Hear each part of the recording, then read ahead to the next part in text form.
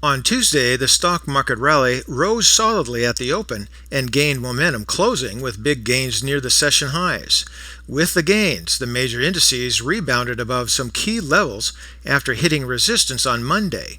And into Tuesday evening, the Dow Jones futures rose along with the S&P 500 futures and the Nasdaq futures, so perhaps we continue into Wednesday. And although I'm not convinced we've seen the bottom of the market, some contrarian signs are making news.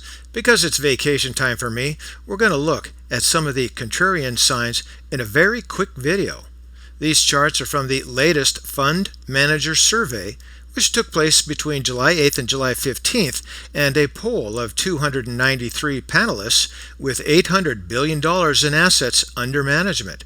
So, here we go.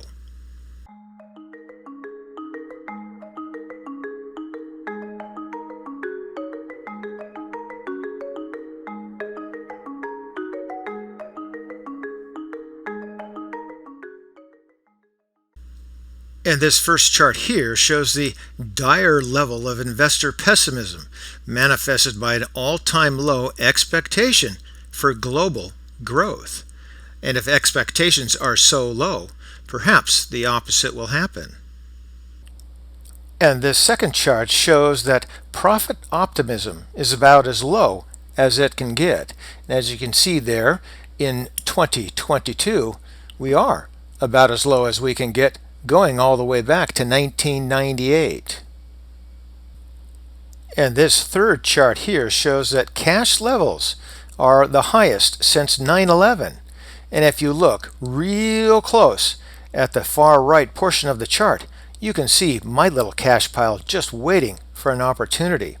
And I will wait.